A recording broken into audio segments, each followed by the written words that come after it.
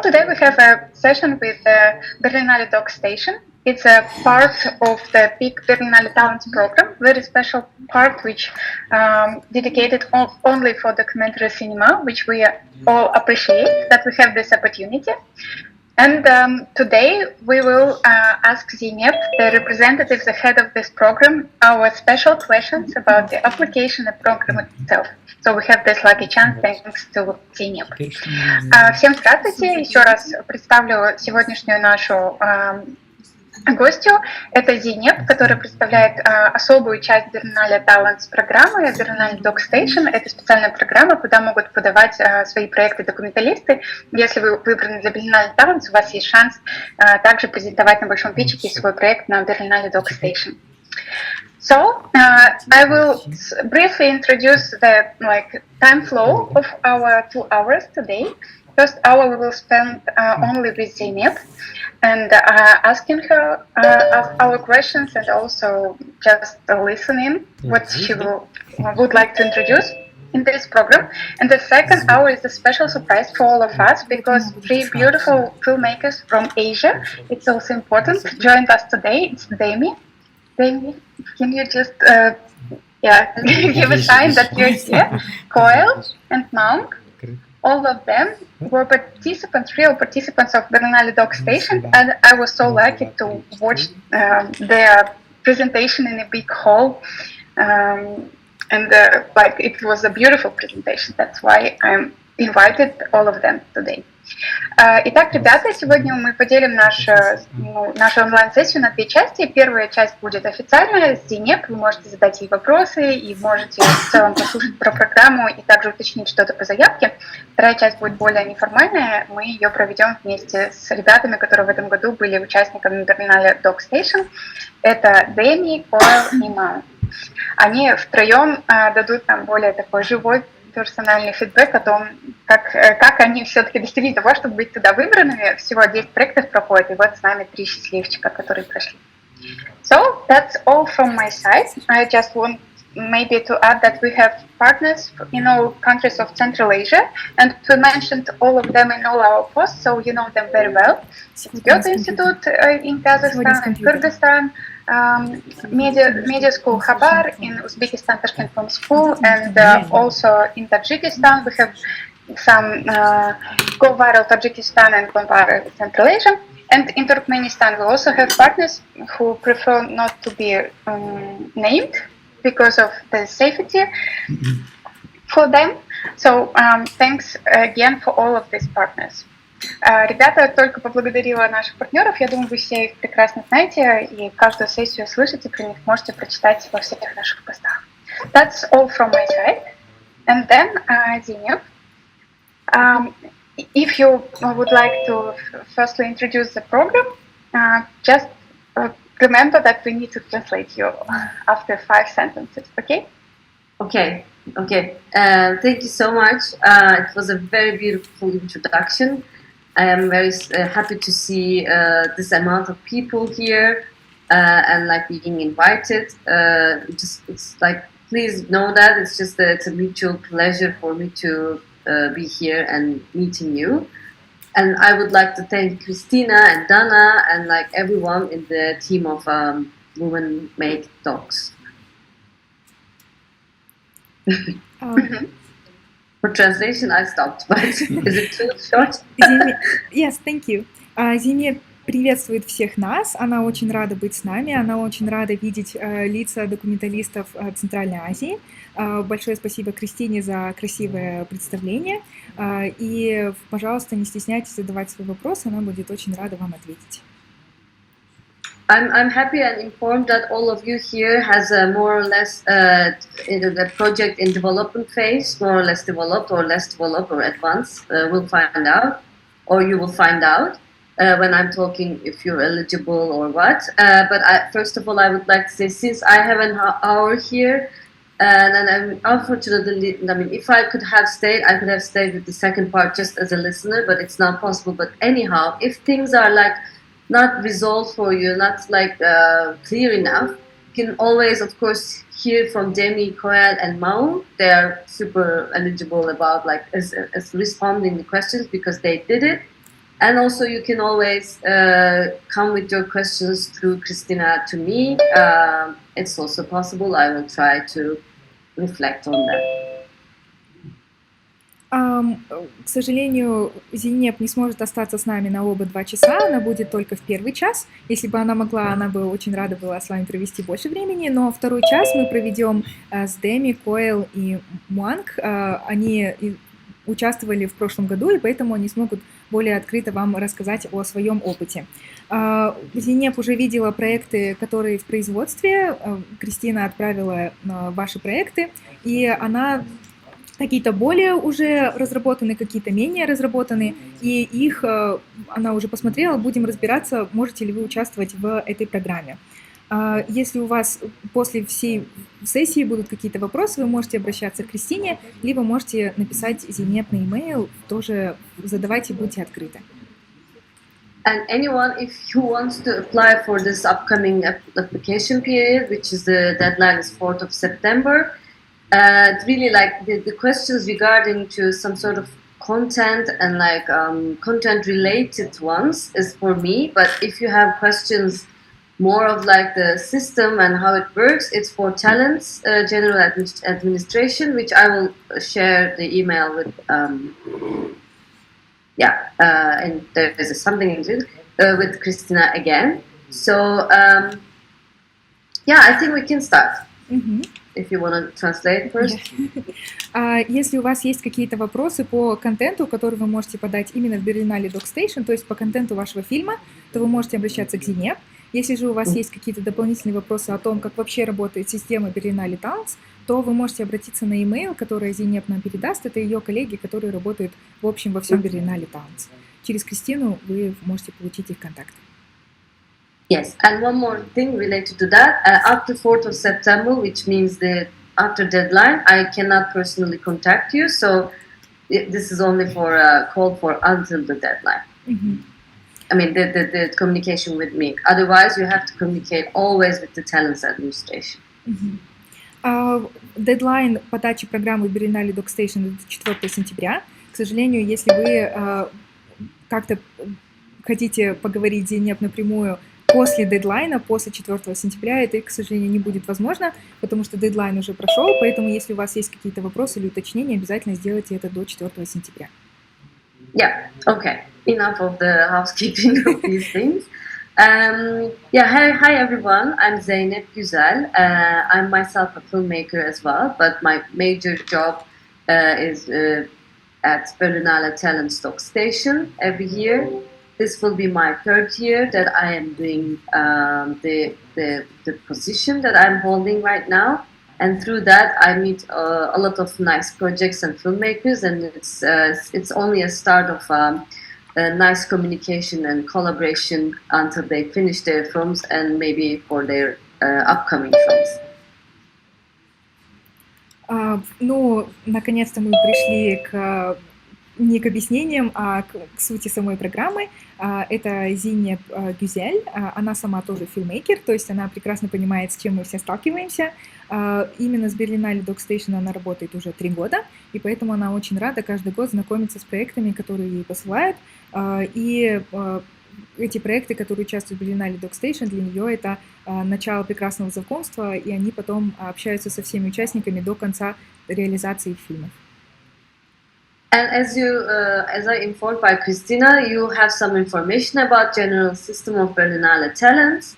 So I'm not going to go into the details of it, but Berlinale Talents and of course Doc Station within it is always looking for new people, not only emerging filmmakers, but new talents to be in touch and include to our network, because it's right now it's like thousands of people from different fields are communicating with each other if they wanted to through our website and database.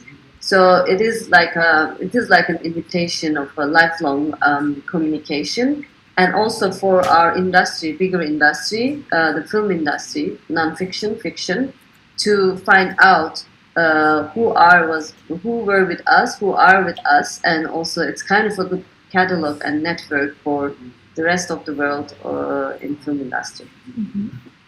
Zeynep сейчас не будет останавливаться на том, как работает Berlinale Talents, потому что у вас уже была возможность об этом узнать. Berlinale Talents, туда входит программа, про которую мы будем говорить, Berlinale Doc Station.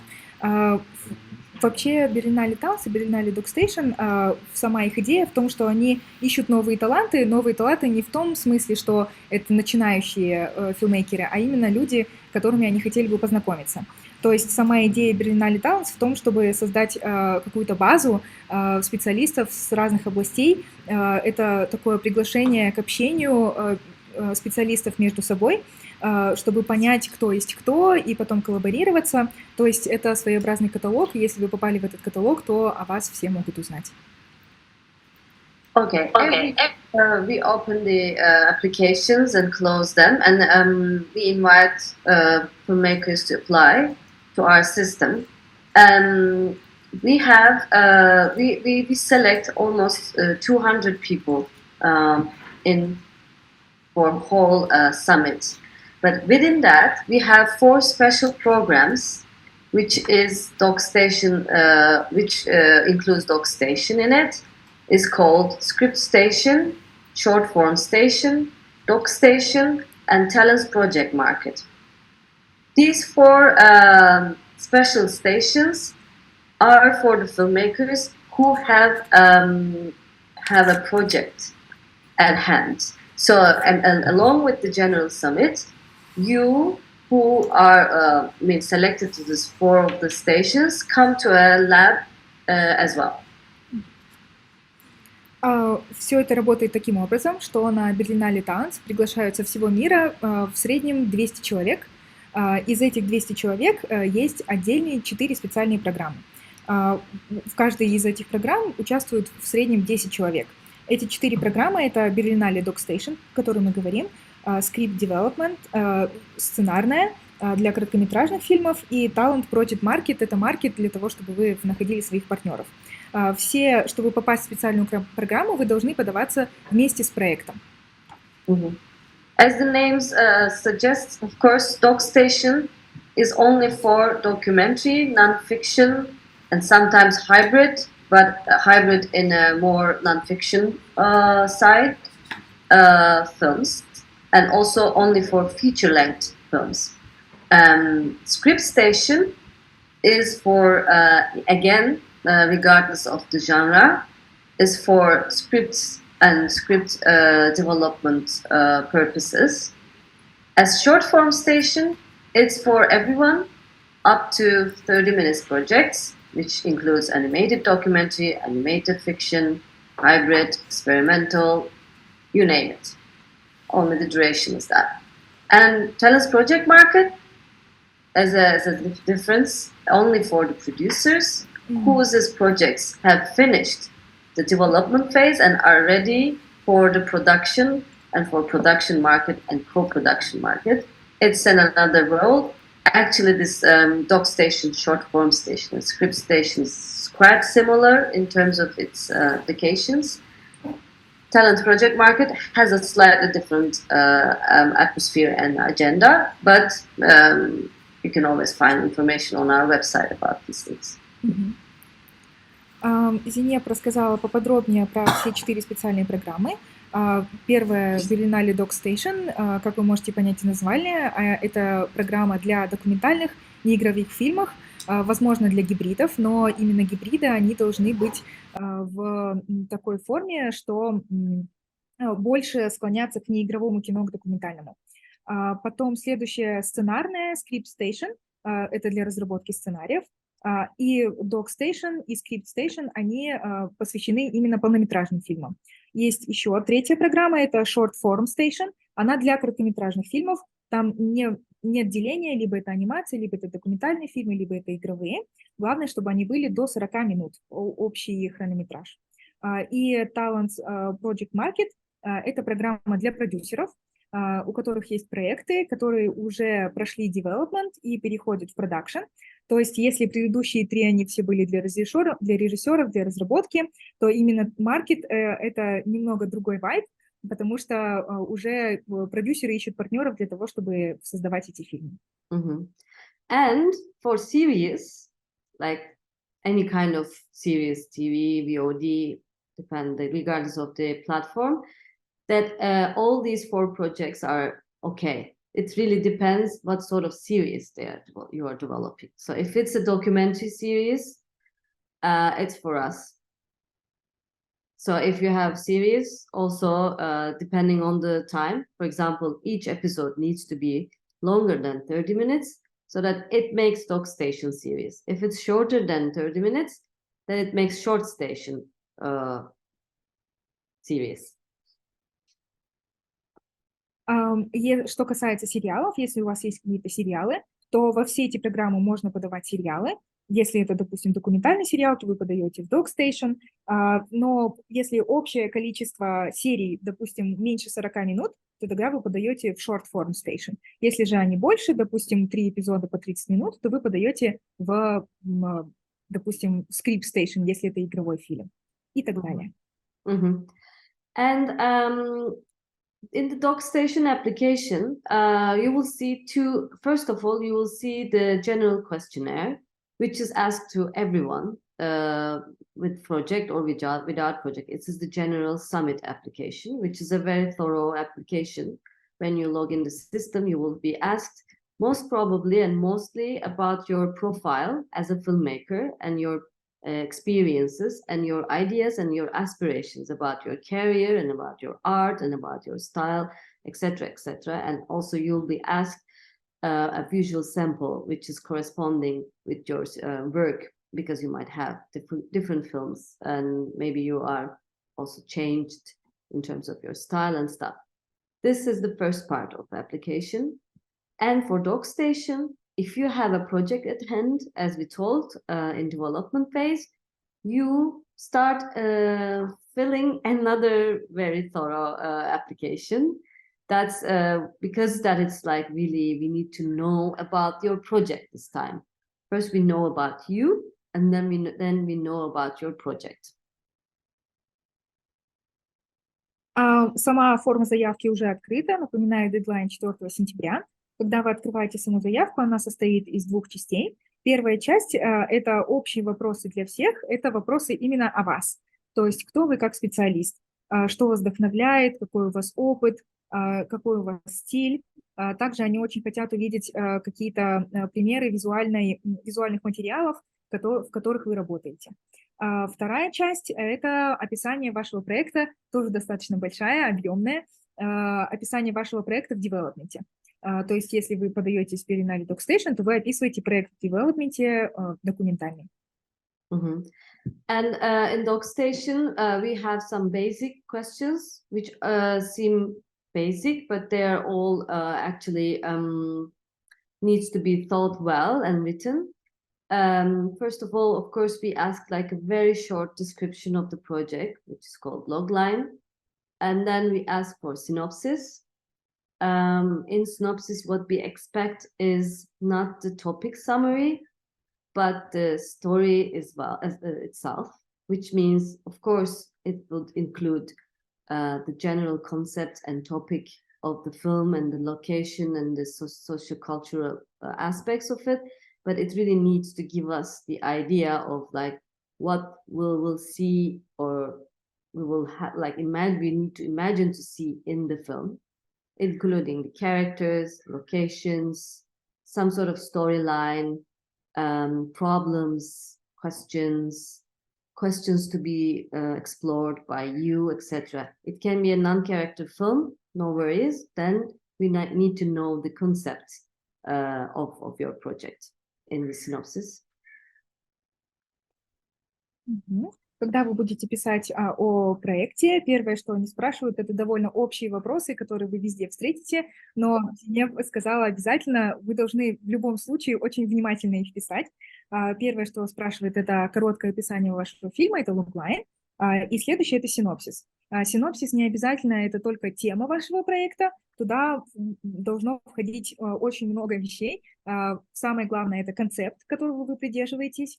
Там должно быть хорошо видно, каким образом развивается ваша история, локация, какой у вас герой, возможно, социально-культурный бэкграунд вашей истории, Не обязательно, чтобы это было character-driven, не обязательно, чтобы это документальный фильм был именно про какого-то героя, именно про концепт. Про это тоже обязательно напишите. And I was also replying some questions. And then comes director's motivation or statement.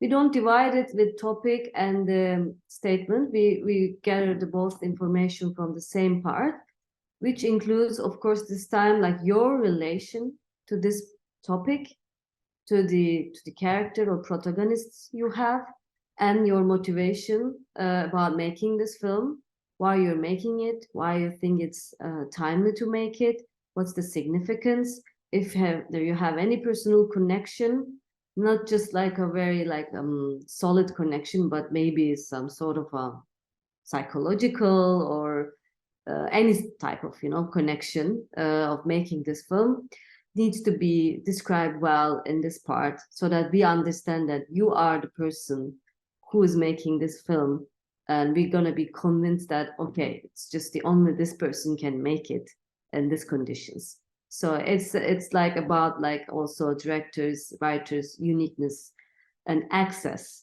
to the topic they are dealing with. Access is also very important because we need to be convinced that you have clear access to the people, to the places, and you are genuinely honest about it. Следующий вопрос – это мотивация режиссера. Там все, что связано что связывает именно вас, как режиссера, как автора этого фильма, с тем, что вы будете снимать. То есть какая ваша связь с темой, какая-то социальная связь или какая-то ваша личная связь. Почему именно сейчас время снимать про это? Почему для вас это важно? Почему это важно для других? Самое главное, что им нужно понять из вашей мотивации, это то, почему именно вы, как режиссер, будете снимать эту тему. Почему никто другой не может это снимать. Обязательно тоже нужно рассказать о том, какой доступ вы имеете к героям. Знакомы ли вы с ним? Согласен ли он на то, чтобы вы снимали? Есть ли у вас договоренности с локациями, где вы будете снимать? Пожалуйста, будьте насчет всего этого честными. And then comes another major part is that the visual piece, visual sample. Especially in the doc station context, I take it very seriously and I find it important. I give the same importance as I give to the written materials, because a work sample really shows also your style, but not like just artistic style, but your ability to make this film. Like also like showing and demonstrating how you're gonna deal with the topic at hand through your visual narrative. Doesn't have to be something really, really elaborate, but it can show like it should be like compatible with what you write in your written material type. And another video material is the previous work. It's already been cataloged as I said, in the first part of application. So with these two things, I have a vision about you as a director too. I mean, I say I because first of all, the projects come to me. And then of course there's a jury selection, but I'll come to that later. Следующая большая часть вашей заявки – это визуальные материалы.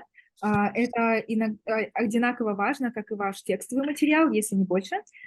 Через этот визуальный материал о вашем будущем фильме может быть понятно, какой у вас стиль, какой у вас художественный стиль, и понятны ваши возможности о том, как вы можете рассказать эту историю. Ваш визуальный материал должен быть хорошо связан с текстами, то есть они должны друг друга дополнять. Также, помимо визуальных материалов будущего фильма, у вас еще в начале вашей заявки попросят прошлый фильм, то есть какой-то кусочек из вашего прошлого фильма. Зине постоянно говорит, когда я увижу у вас визуальный материал, она говорит «я», потому что она первый непосредственно человек, который будет смотреть вашу заявку, и после нее посмотрит жюри, которое она чуть позже вернется о жюри. And then there's also a place for visual style, artistic approach. It's again a written part. In this part, yeah, it's really important you give us the general look and feel of the films, the description of it. You can use some terminology in terms of like documentary, etc.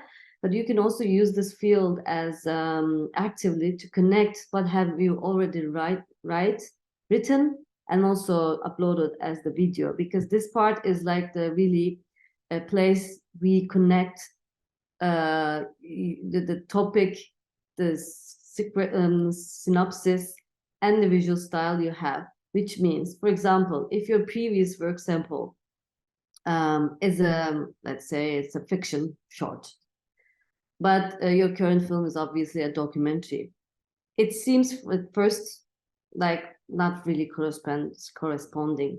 But if you choose the right words to connect these things, it will be more convincing for us to understand as a director from which way you came from to which way you're going, you know. Or also select wisely if you have a couple of other films from before. Select wisely which one to share, because it should not be the best one. It can be the best one for you, of course, but it can also be the one as characteristically more speakable with the current project sample, you know. So it won't be like two different weird connection for us. There will be a, if it's two different things, it's also okay, but write it down why you choose these two. It's always the nice and easy communication on this, because there is enough space for us to let you communicate about everything you have in mind. So use it wisely. That's why I gave this example.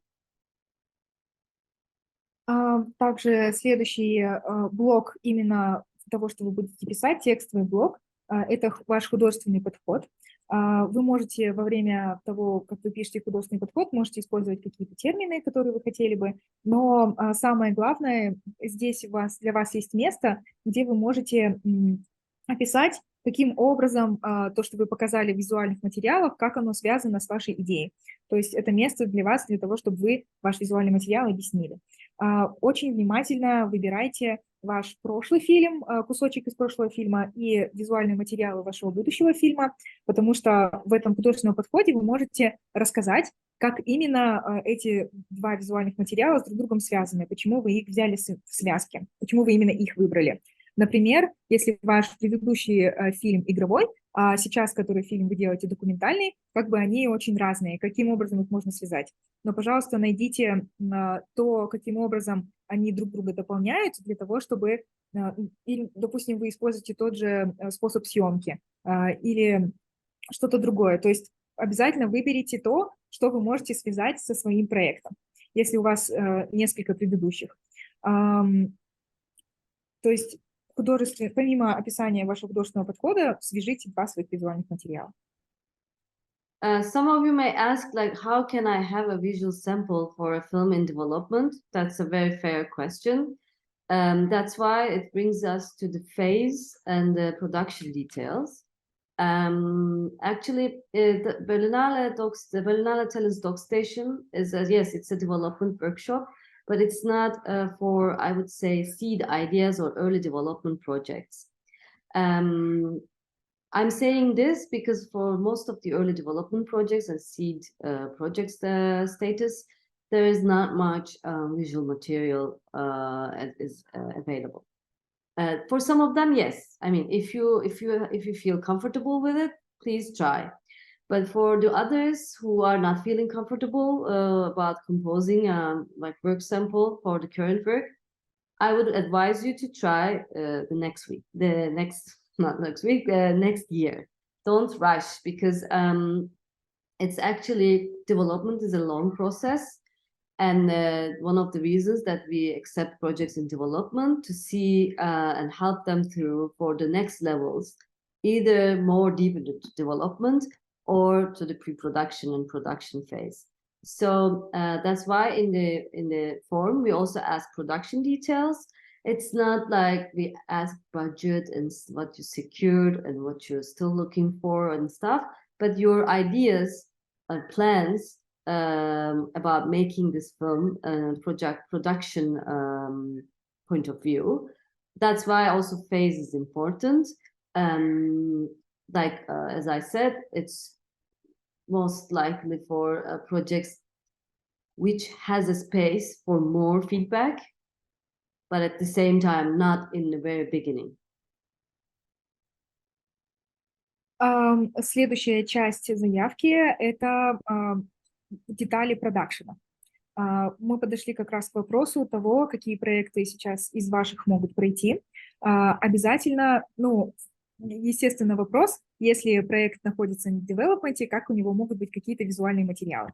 Поэтому девелопмент — это очень долгий процесс, поэтому они предпочитают проекты, которые уже, допустим, в предпродакшене или в позднем девелопменте, когда вы уже понимаете точно, что вы потом хотите сделать, когда вы понимаете, каким в будущем будет ваш фильм, и когда вы сделали какие-то уже исследовательские съемки.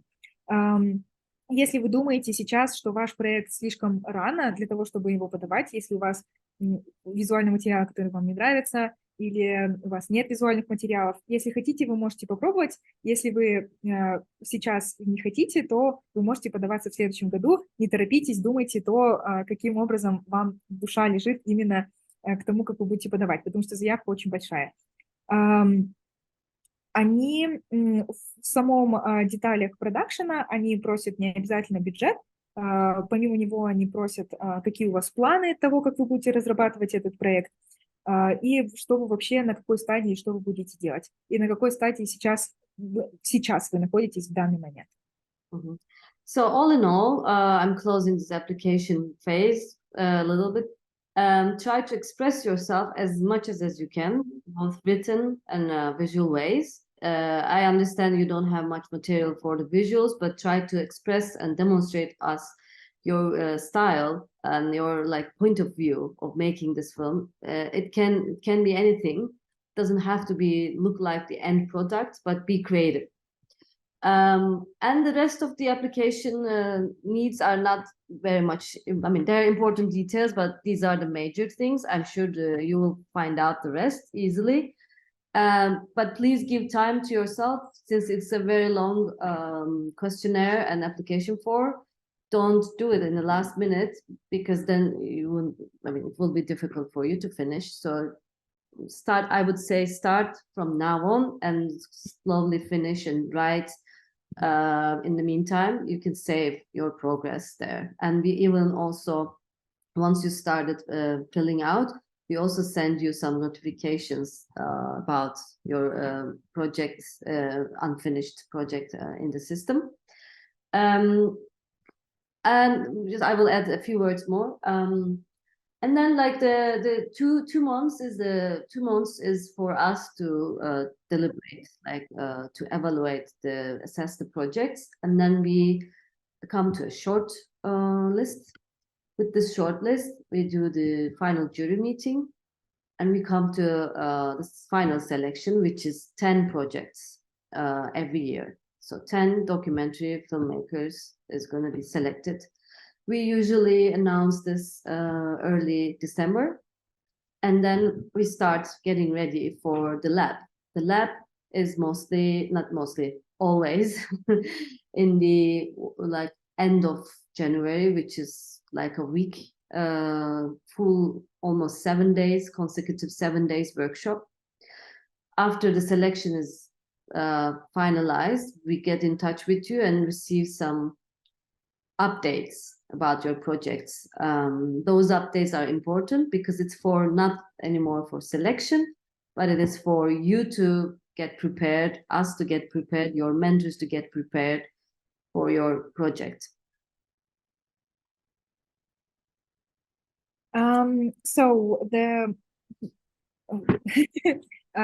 Дальше по заявке окончим это. Там есть еще другие детали, но они не такие на данный момент важные для обсуждения. Если у вас какие-то есть специфические вопросы, вы можете их подальше чуть попозже задать. Самое главное, через свой текст покажите свою идею, покажите свой стиль, будьте креативными, потому что эти тексты и эти визуальные материалы — это все, что они увидят о вас. Поэтому постарайтесь сделать их как можно более экспрессивными. Эта заявка очень большая. Пожалуйста, не садитесь за нее в последний день. Вы точно не успеете, она будет слишком быстро написанная. Поэтому начинайте, если хорошо, прямо сегодня сядьте и посмотрите ее.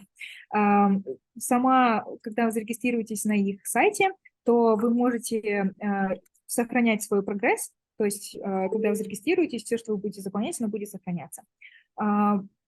После того, как вы подадите, 4 сентября дедлайн, месяц они будут смотреть проекты, между собой решать, и они сформируют шорт-лист проектов, и потом из этого шорт-листа они будут выбирать дальше, кто пройдет финальный селекшн, и это будут 10 документальных фильмов со всего мира. О том, прошли вы или не прошли, вам скажут про шорт-лист, прошли ли вы или не прошли шорт-лист, а после этого в начале декабря скажут, прошли ли вы на основную программу или нет. Потом сама непосредственно лаборатория будет проходить в конце января, она будет проходить 7 дней. До этого времени, то есть с начала декабря до конца января, они попросят у вас какие-то дополнительные материалы. Это не для вашей заявки, а для того, чтобы ваши менторы и люди, которые будут присутствовать на Берлинале, они знали о вашем проекте и о вас, могли заранее прочитать. And in this during this 1 week, what we will do is actually like 3 big aspects we have. The first is like knowing you as an artist, as a filmmaker, your perspective and your approach to your topic at hand with the project.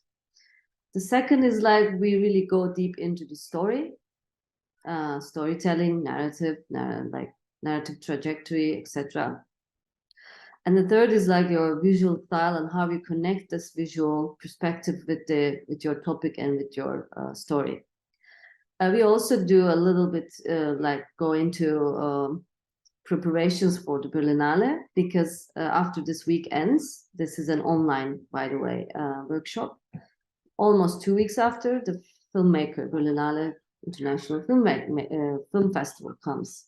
So it's the last part is for the prepping, what to expect from the festival as like a professional atmosphere. Of course, during the Berlinale, you will only be not only but mostly be occupied by the Berlinale General Summit program, which is a whole program in itself. I'm not going to go into the details right now because it's another topic, and it's also not corresponding with Doc Station, but it's also a different thing. But for as Doc Station, we will also have this one very particular precious moment to present our projects, your projects, to the audience of European film market, which every year is kind of brings a lot of fruitful collaborations afterwards for the filmmakers and for the professionals of EFM, who are like producers, co-producers, broadcasters, distributors, sales agents, institution representatives, funders. You can multiply. And we will get ready, not during the lab and workshop, but during the Berlinale time, the summit time, for the rehearsals of this presentation, which is like very relaxed. I mean, I think like after me, Demie, Koel, and Maung can tell about how it works more. So this is the whole program. Yeah, you translate and I'll continue.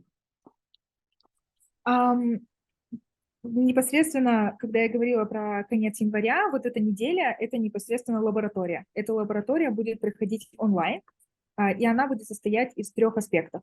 Первое – это, конечно же, знакомство с вами, чтобы они поняли, кто вы как автор, чтобы они поняли, какой у вас опыт и к чему вы стремитесь. Следующее – это непосредственно разработка вашего сценария, разработка вашего проекта.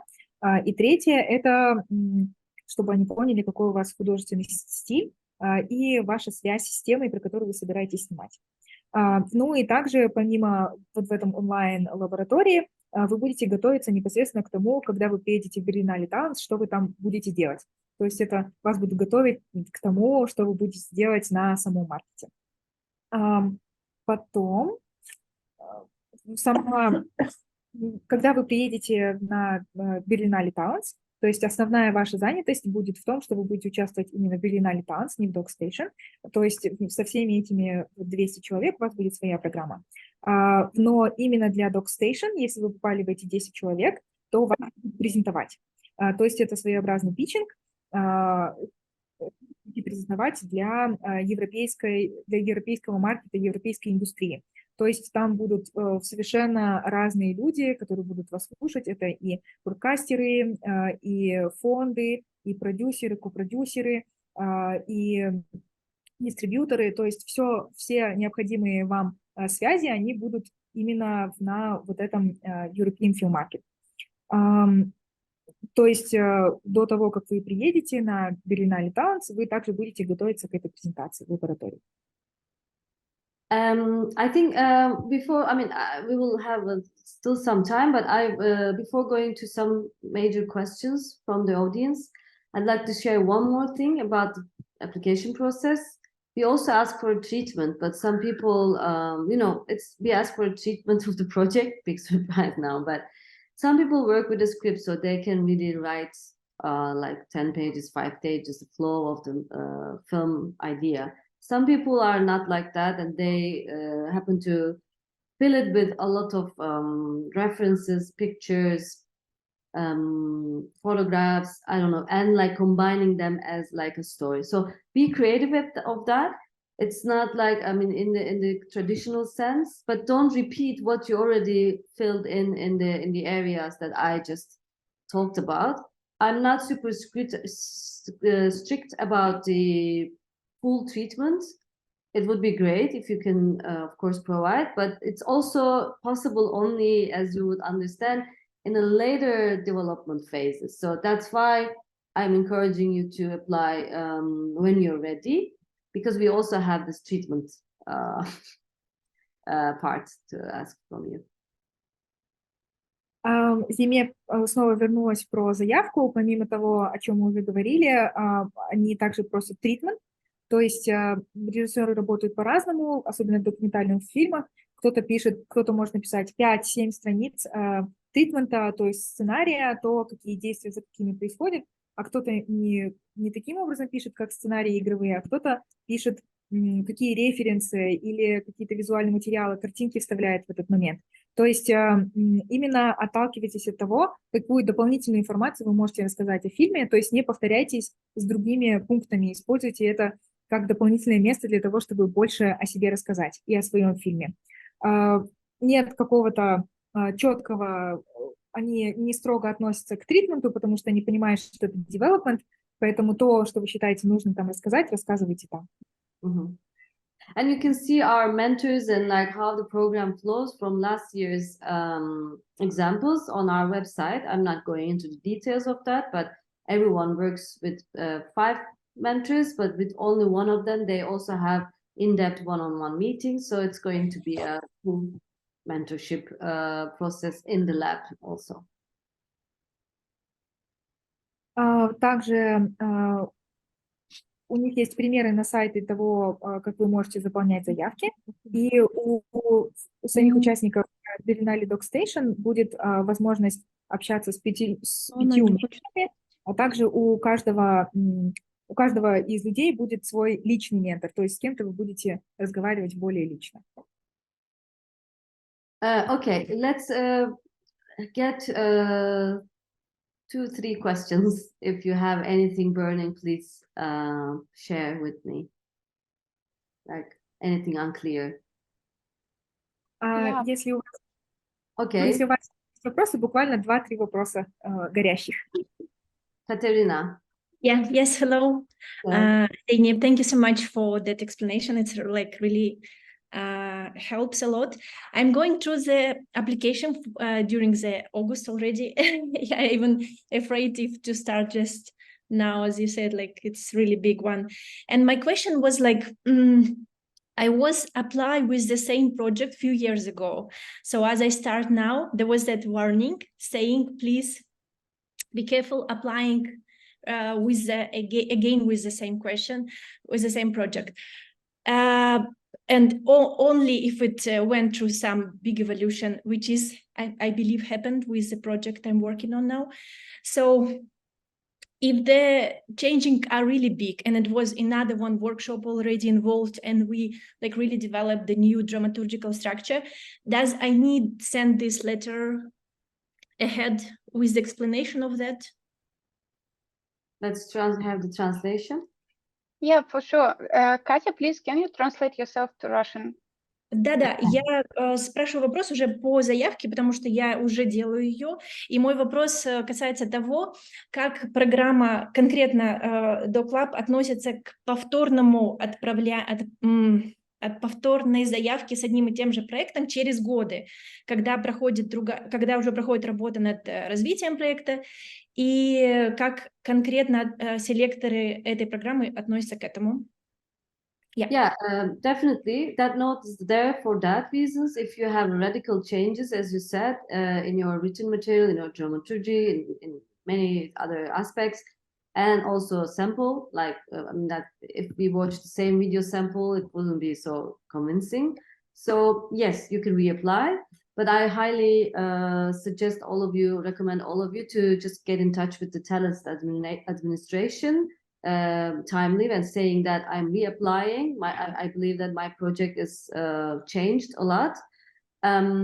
Just for your information, and also you can, because we are together here, you can say that like I met Zeynep Güzel, the head of Doc Station, in this program. Yeah, as like you can give the name of the program, like the Women Make Docs. And asked this question, and she said, "Yes, please get in touch with the talents." So yeah, okay. email, but also apply. Like this is the answer. Yeah. So I actually, that's what I also been thinking about. Yeah, and thank you. And the other question about translation. Получается, вы услышали вопрос от Катерины. Если у вас какие-то произошли большие изменения, обязательно укажите это в тексте, что у вас большая работа проведена. Если эти изменения какие-то небольшие, то, скорее всего, будете неуспешны. И также обязательно поменяйте видеоматериалы. То есть если вы пришлете одно и то же видео, то тоже будет сложнее их убедить в том, что вы сделали прогресс с этим фильмом. Также она советует до того, как посылать свою заявку, обязательно лучше написать отдельно в Berlinale Talents заранее для их информации о том, что вы подаете тот же самый проект, но вы думаете, что он сейчас поменялся, что именно там поменялось, для их информации. Также обязательно припишите, что вы виделись на этом онлайн-сессии Zeynep, укажите, что это от Women Make Docs, и скажите то, что Zeynep вам именно таким образом посоветовала сделать, это вам очень поможет. Yes. Okay. And really a small question about application also, like the short one. It seems that in the part of the applying project, there is no place for trailer link. Everything technical goes to talents. Yeah, okay. I just thought like maybe it's a concept. Let's ask if there are other people who has more like different questions than the technical ones. Is that okay? Yeah, I just thought like maybe it's statement. Don't see the yeah. Yeah, let's see the other ones because you know we don't have much time. If there's no other questions, Пожалуйста, еще вопросы, если у кого-то есть. Катерина просто спросила технический вопрос, почему не отсылки именно в Doc Station на трейлер, это в Berlinale Talents заявки. У кого-нибудь еще есть вопросы? Yes, hello, I have a question. Hello, Zeynep, my name is Almira. Do you hear me well? Yes. Okay. Yeah, okay, Yes. great. So I have a quick question regarding the application to Berlinale Summit and Doc Station. So let's say I wish to apply to a general program this year, and I feel that my project is not ready, is not in the perfect stage for Doc Station. And let's say I was selected for a summit, and I want to apply to Doc Station next year. Is it possible to divide those participations for 2 years, for example, for several years? Yes. Yeah, thanks. Almira, could you please also translate yourself?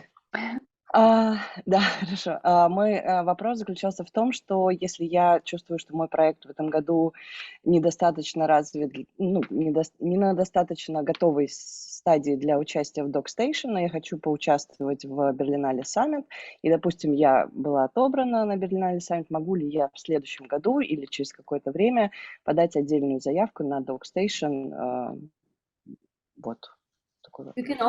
You can always come back with projects, but if or vice versa. But you cannot do twice Doc Station in like a very like short period of time, maybe years later again.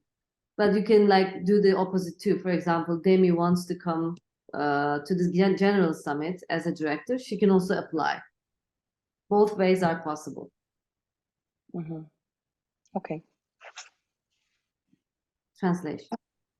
Альмира спросила, ну, вы услышали в саммит, можно ли отдельно подавать, можно ли подавать на Doc Station. Да, можно подавать, допустим, Демии, она участвовала в Doc Station, но в этом году она хочет подавать как режиссер на саммит. То есть это возможно, чтобы разделить, но вы не можете, допустим, в Doc Station участвовать дважды. Только если много лет пройдет между этим, то, может быть, вас выберут. Но, то есть, в разные программы можно, в одну и ту же нет. Any more questions? If I can jump in with the question, it's Yes. a general question for all filmmakers from Central Asia, I guess, because each session we have something like this, and I perfectly know the projects which we are talking about right now. So filmmakers in Central Asia somehow think that we need to cover some special topics or maybe some special perspective of our regional. And I just want to ask you about your personal opinion or also opinion of Doc Station representative. What do you think about this? And how do we feel ourselves enough free to like cover all topics which we prefer? So I know that's kind of weird question, but it's super important for us because I perfectly see different topics which don't want to be openly discussed here. And I will translate very shortly. Я спросила касательно того вопроса, который часто поднимается на наших сессиях, есть ли какие-то особые ожидания от нашего региона касательно выбора тем и какие темы предпочтительно, может быть, в целом выбирает Doc Station как программа, есть ли ограничения и стоит ли нам вообще ориентироваться и как бы загонять себя в какие-то limitations, чтобы соответствовать, скажем так, ожиданиям. Спросила Zeynep как personal мнение, личное мнение и также мнение представителя Doc Station. I think the answer is like maybe you assume already, like you should be free about what you wanna propose, what you wanna also make a film about.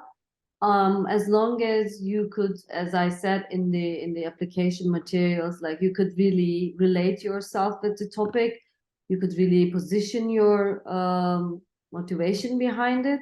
You're welcome to cover any topics anyhow. Doesn't have to be very local, doesn't have to be about where you're coming from, or like yes, like just you are filmmakers, you are creative people, you are storytellers. As long as you convince the person who's like assessing your proposal, you can do whatever you like.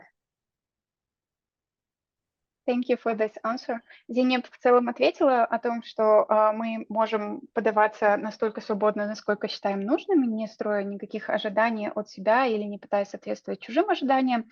И любые проекты, которые мы подаем, не должны обязательно описывать, ну, скажем так, наш регион или нашу страну, специфические особенности какие-то.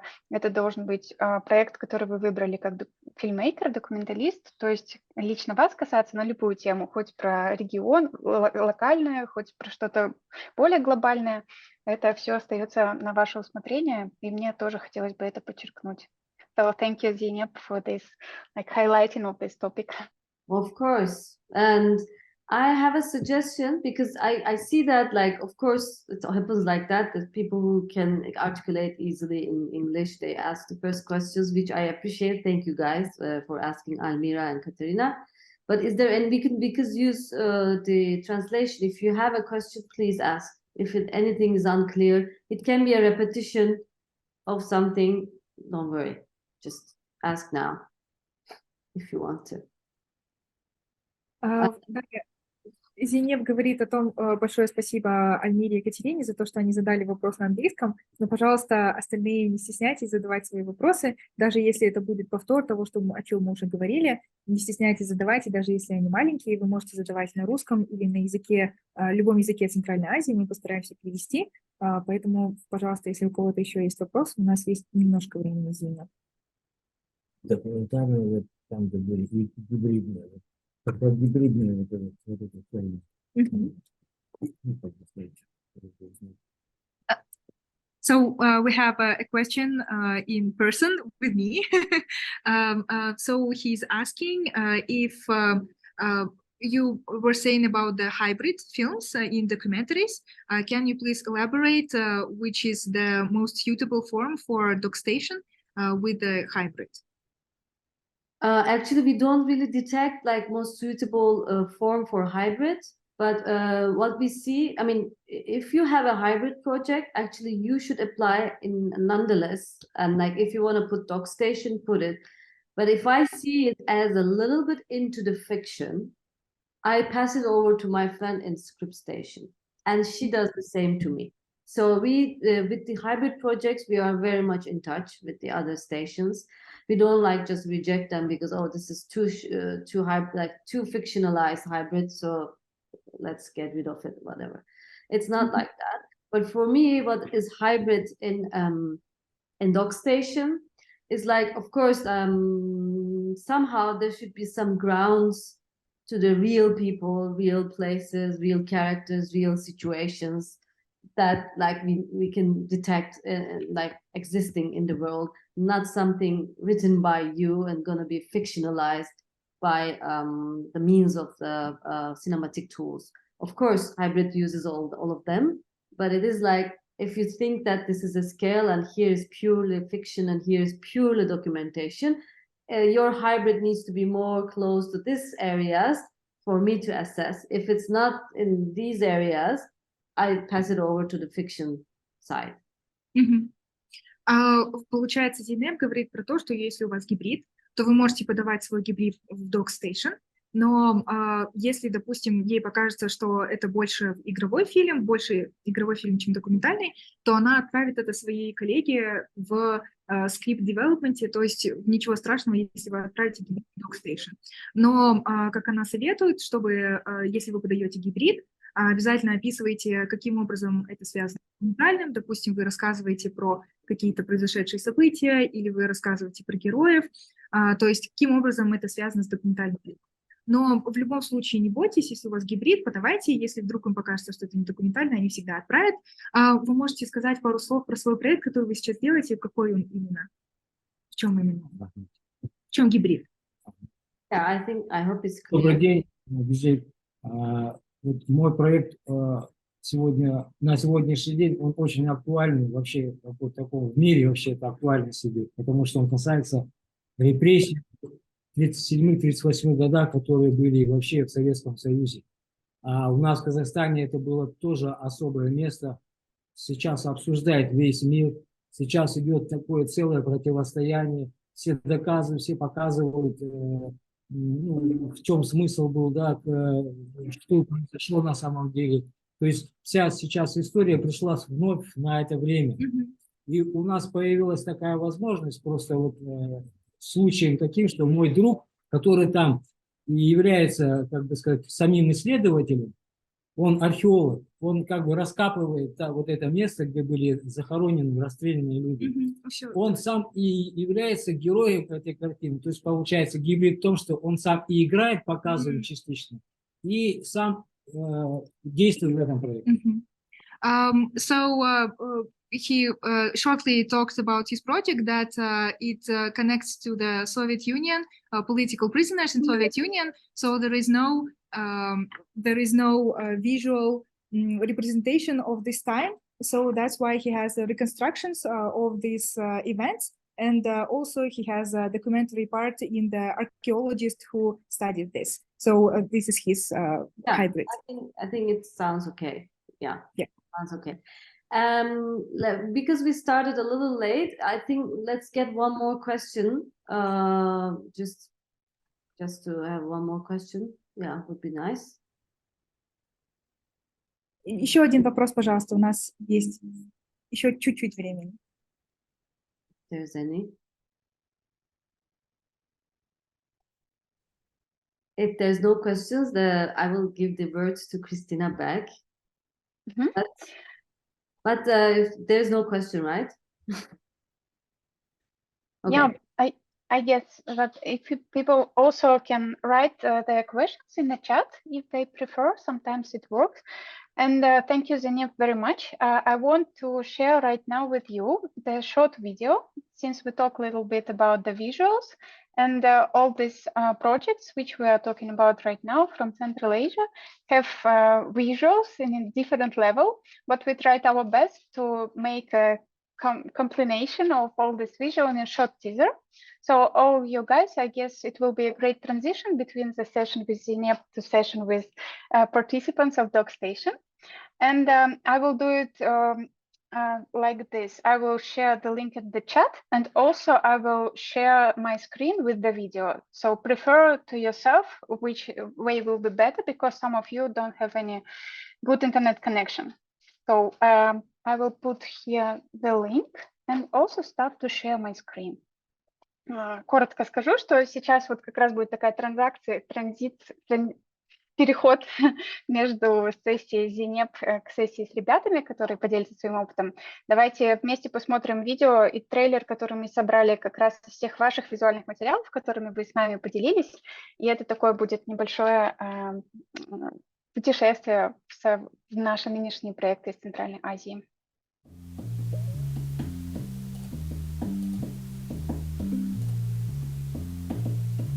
Еще вчера я была ноунеймом. Сегодня я тоже ноунейм. Но посмотрим, что будет завтра.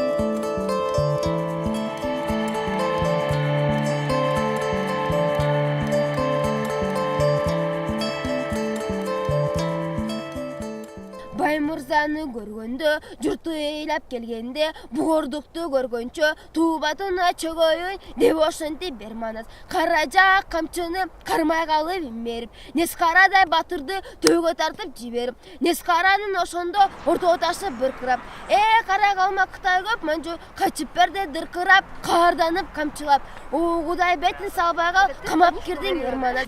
Манас колду салганда бары болду салганым, кауланбакка карыя кары болду салганы. Манасканын кырчору кыратып жатып калганы. Арстандарын ошондо Кытайга салып жаңжалды, уйгу-туйгу түшүрүп, дүйнө чогуу жетерде, карай калма Кытайды түгөл кырып кетерди. Оркун менен Мускиндин Коңурбай Нескара аттан түшө калышып, аттан тартып калганы. Коңурбай ошондо мойнуңа камчыңа салганың.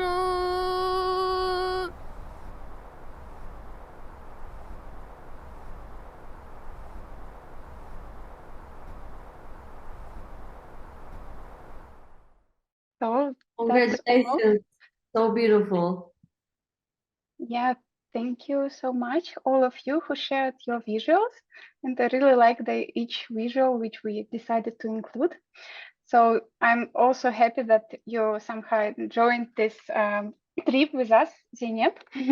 And thank you very much for your time.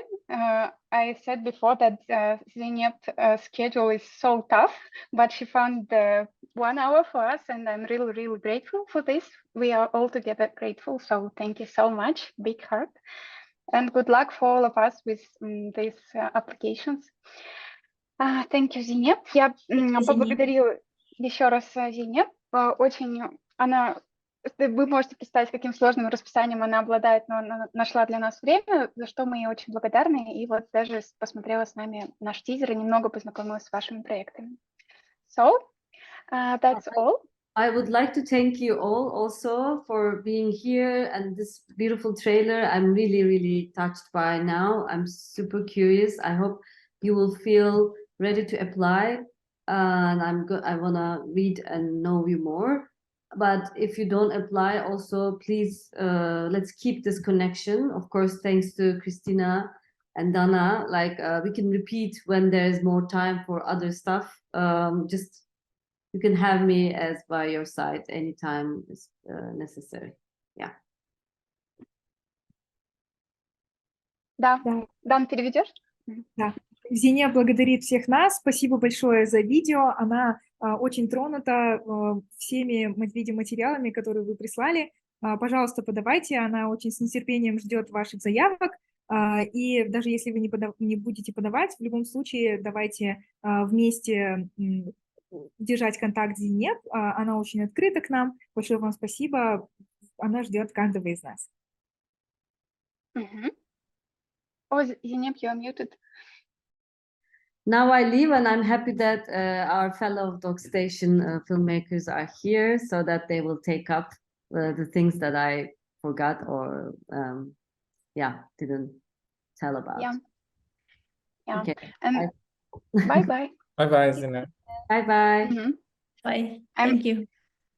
I'm happy to again reintroduce my three beautiful, my favorite participants of Doc Station this year, Koel, here, Maung, and Demie.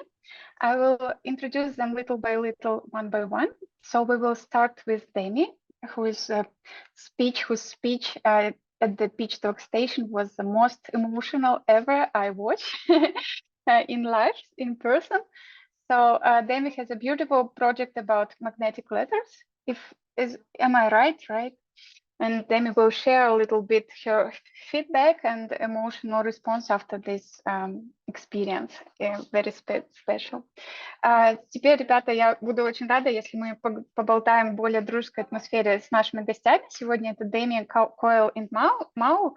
Они втроем были моими любимыми участниками этого года, которые презентовали свои проекты на питчинге. Вот. И каждый из них расскажет немного про себя, про свой проект и про то, как они себя чувствовали после того и во время того, как они участвовали. So, Demie, you go first and let us please translate, okay? Yes, thank you, Christina and Dana. Hi, everyone. I'm Demie from the Philippines. It's actually around 9 p.m. right now, but I'm happy to be here with you. So before I speak about my experience in Doc Station Lab, I will speak a bit about myself first. Да, Демie к нам присоединилась в очень позднее время, у нее 9 вечера, но в то же время она очень счастлива, что может это время провести с нами. И прежде чем она расскажет о самой программе, немножко расскажет о себе. Okay, so I actually started as a journalist, and then I became a researcher and producer for TV documentary. And I only started making my own documentary short films in 2019. And then the pandemic happened. So during the pandemic, I wasn't able to make films because we're not allowed to go out. But it was also during that time that I started developing my ongoing film, Magnetic Letters. So during that time, I did a lot of research on the film. Да, Деми начала свою карьеру как документалист, будучи сначала журналистом, снимала документальные фильмы для ТВ, и затем потихоньку подходила к тому, чтобы начать снимать свои авторские документальные фильмы, и решилась на это как раз в 2019 году, когда была пандемия. То есть прекрасное время, чтобы начать и сделать ресерч своего проекта, у нее было достаточно времени, и она исследование, и она его использовала, чтобы сейчас вот со своим проектом Development, в котором она как раз в Doc Station участвовала, как бы быть уже полностью готовой ко всем его вызовам. Yeah, so when I applied for Berlinale Talents and Doc Station Lab last year, I really didn't have a lot of filmmaking background because I worked mostly for TV documentary. So when I applied, I really took a chance there, and I really didn't expect that I'm gonna get selected. So it also took me a lot of courage, and I really worked on the application form without really expecting a lot during that time. Wow, it's so inspiring that you shared. Деми, когда подавала эту заявку в прошлом году, соответственно, вы можете видеть, что у нее не было как такового много опыта, у нее был опыт телевизионных документальных фильмов, и когда она работала над этой гигантской заявкой, она особо многого не ожидала, но тем не менее работала усиленно, и это было для нее сюрпризом, то, что она была выбрана, и то, что ее проект прошел вот на такой большой ивент. Yeah, so maybe I will share a bit about my application based only on my experience. So during when I applied, I highlighted my need for learning and also the lack of resources, because here in the Philippines we also don't have a strong documentary community. That's why it was very important for me to be selected in the Doc Station Lab, because it's an opportunity for me to learn. Ага, когда Деми подавала свою заявку, вот сейчас она хотела бы несколько вещей подчеркнуть, которые кажутся ей важными. Первое, что она упомянула, это то, что у нее была потребность в обучении, и она про это явно указывала, потому что потребность связана с недостатком ресурсов и с отсутствием профессионального комьюнити у нее на родине. Поэтому вот эти три основные вещи, недостаток возможностей, необходимость учиться и отсутствие комьюнити, она очень жирно подчеркнула в своей заявке. Yeah, and for my film project, I highlighted what's unique in my film. So for magnetic letters, I'm using the main materials that I'm using are the cassette audio tapes, which are obsolete materials from the past. And I'm also highlighting the collective experience in the film. So I think maybe you can also try to find what's something different or unique in your film. Касательно самого проекта, очень важно было для Деми найти какую-то уникальность и ее подчеркнуть. Для нее самой это стало уникальность заключалась в том, что для своего фильма она использует аудиокассеты. То есть они уже древние, можно сказать, аудиокассеты. И вот то, что она их материалы с этих аудиокассет использует, а также то, что это своеобразный такой коллективный экспириенс, когда люди слушали эти аудиокассеты, вот эти две вещи она у тебя подчеркнула касательно креативной части. And I also became very honest when it comes to my motivations for making this film. And as for the visuals, so I started developing the film in 2020, and I applied for Berlinale Talents Doc Station Lab in 2022. So during that time, I already had some footage, but not a lot. So like what Zeynep mentioned, I think it's important that at least you have something to show, even though it's not a lot, but at least you have some footage. Да, когда начала работать Деми над своим проектом, вот она хотела бы рассказать про мотивацию. Когда начала работать в 2020 году, а подавала заявку уже в 2022 году. Соответственно, у нее было 2 года, за которые она набрала немного визуальных материалов. Немного — это ключевое слово, то есть у нее не было их действительно в обильном количестве, но какие-то были, которые могли бы уже чуть-чуть ее презентовать. Вот это важно, чтобы какие-то материалы были, как и подчеркнула Зейнеп. And like in my observation, like for all of us that got selected, like we're also in different stages of the production. So there are some who are more advanced and some who are in mid or late development stage. So I think that's okay. И касательно ее личных наблюдений во время участия в этой программе, она заметила, что ребята совершенно на разных уровнях развития своего проекта, кто-то более развит, кто-то менее, ну, я имею в виду проект, и это совершенно не является проблемой, то есть программа включает в себя разные уровни развития проекта. So when I got selected, I was so happy. I really didn't expect that. Yeah, and it was also my first time to travel in Europe. So before the Berlinale itself, we had online mentorship sessions, and it was very helpful because like the format during that time, so the feedback are not only from the mentors themselves, but we also received feedback from other filmmakers. Это вообще был первый раз для Деми путешествие в Европу, и то, что она была выбрана, конечно, вы можете представить, как она была счастлива. Для нее это был очень счастливый момент. И очень помогла онлайн-сессии, которые у них были, потому что во время них она получила фидбэк не только от менторов, но и от других фильммейкеров, которые были в группе. Это часто так случается, что фидбэк от твоих же соучастников такой же важный, как фидбэк от менторов. And it was very helpful because the feedback, it also gives you another perspective about your film, especially international perspective. And it's also an opportunity for you to share your doubts and confusions. So the mentors, they are experienced filmmakers and producers who can give valuable insights and advice. И очень важно было для нее получить другую перспективу на свой проект, особенно как бы в международном значении другую перспективу, потому что ты можешь поделиться своими мыслями, опасениями с очень опытными менторами, которые совершенно по-другому помогут тебе взглянуть на твой же собственный проект. So now I go to the pitching. So it's a live pitching in Berlin. So it was actually also my first time to present to a live international audience. And of course, I was very scared and shy during that time, but we're able to practice before the pitching itself.